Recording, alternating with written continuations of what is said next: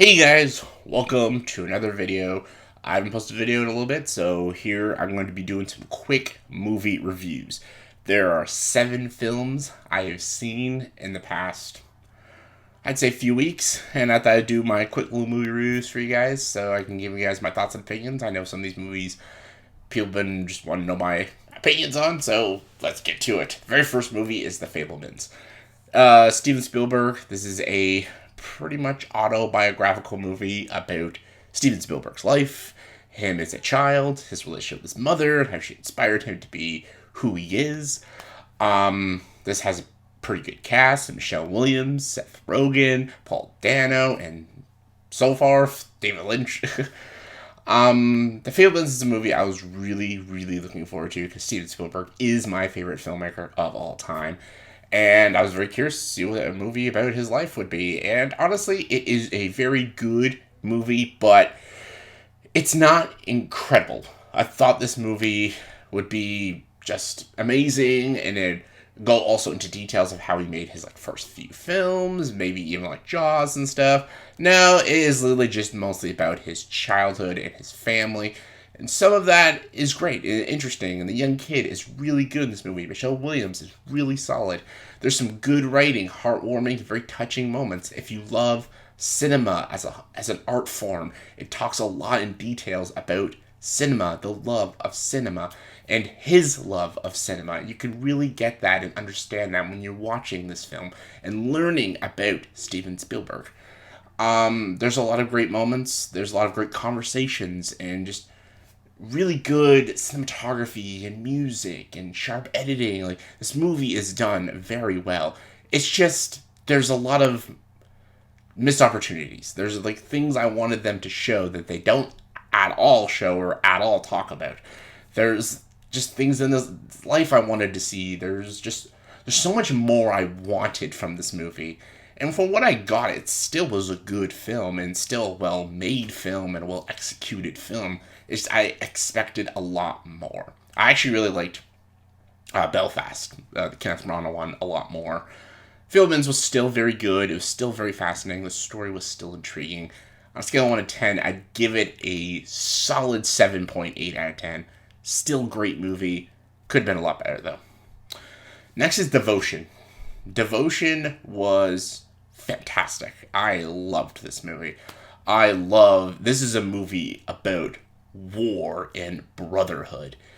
Really well done. The two lead performances are both spectacular. The war sequences, the flying sequences are great. There's a lot of heart, a lot of emotionality, a lot of real heavy conversations in this film, a lot of interesting topics they talk about.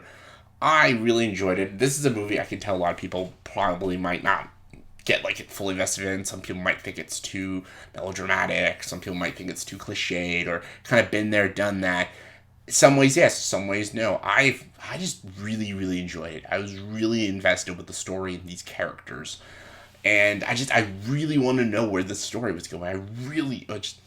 I don't always get invested with some war movies, but in this one I did. I got invested with these characters in the story, and I really wanted to know where it was going. And by the time the movie ended, it just was so satisfying to me. It was just a satisfying war film. And All Quiet on the Western Front was a great movie, very brutal and shows the realism of war. But it's not a movie I would ever watch again. This movie I would watch again, kind of like 1917. I loved that movie too. This one, I just had a blast with it, and I got everything out of it that I wanted. It's definitely not a movie for everybody, but I enjoyed it. I'd give Devotion a 9 out of 10. Definitely check this one out. Next is Black Panther: Wakanda Forever. This movie is just okay.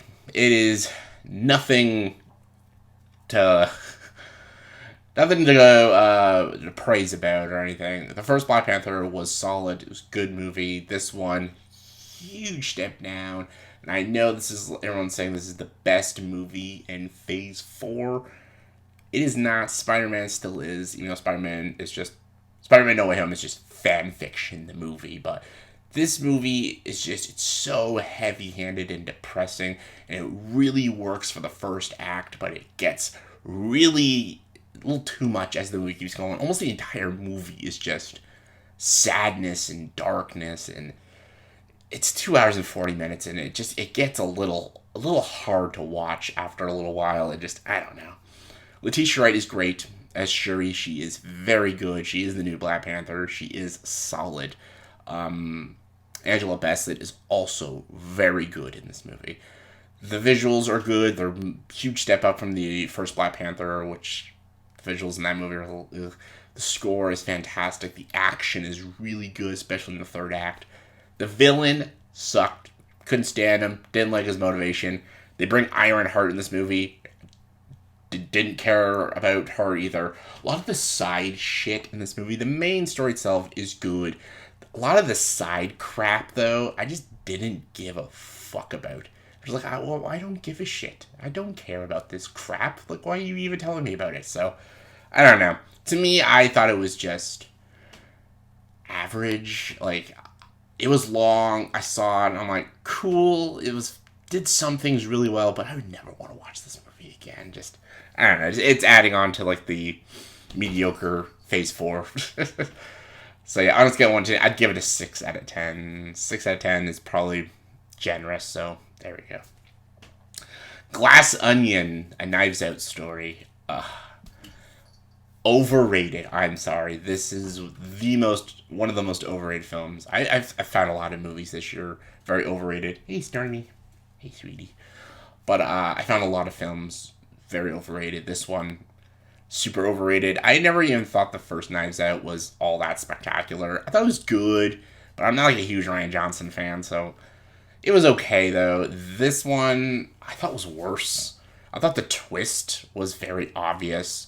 I thought all the characters were very cartoony, and the movie is a comedy. It is not like a serious murder mystery, and there's nothing wrong with it being a comedy. Like Clue was a comedy. Clue is a great film, but this movie was just so cartoony. It just so silly and just I don't know. And it's not funny to me. I didn't laugh at all. If you find this movie funny, you're gonna love this movie. But it's all depending on how funny you find this film. This movie was not funny to me, and yeah, Daniel Craig was the only thing I liked in this movie. I didn't like any of the cast, and this cast is huge, and I didn't give a shit about them. The mystery is shitty. I knew exactly what was going on from almost the first 20 minutes of this film. It's very predictable, and I feel like if you could predict the twist in a mystery film, that's a pretty flaw in your mystery. And just, I don't know, like, the movie wants you to like these characters, and I get some people will really love these characters. I thought they were just cartoons. They were cartoony and just unlikable and just annoying. And I don't know. I did not like this movie very much. I thought it was overrated. I'd give it a 5 out of 10. Really, it's not for me. Next is The Menu with Ray Fiennes, Nicholas Hoult, Anya Taylor-Joy, John Leguizamo. This is a dark comedy / horror film. It's pretty funny. It's pretty good, actually. Ray Fiennes and Anya Taylor-Joy are solid in this film. It's fucked up. It'll make you love the food and want to get a bite to eat while watching, but then when the movie ends, you'll probably want to throw up. So take that with you will. But yeah, there's not a lot I can say about this movie without going to heavy spoilers. But it's a psychological horror movie about a psycho chef, and yeah, it's weird, it's crazy, it's twisted. It's good though. I'd give it 8 out of 10. I would definitely recommend it. Strange World. Strange World was terrible, really bad, shitty characters. Animation was so good, but the story was ridiculous. It has the same twist as Avatar: The Last Airbender. It is just awful, awful film. Horrible story, horrible characters. There's a lot of political messaging in this film. I'm not going to get into that, but the action isn't exciting. Nothing about this movie is exciting. I don't see any kids or any adults actually liking this film. Complete waste of time and a waste of money. 2 out of 10. Hated it. Pinocchio. Guillermo del Toro's Pinocchio. Really good movie, actually. Guillermo del Toro has a really, really good sense of direction and style, and there's a lot of beautiful animation in this film. It's so well done. It's so dark, too. Like, this is not a kid's movie. It's like watching like a Pan's Labyrinth or like the movie Nine. If anyone's seen that, it's a great movie, underrated film.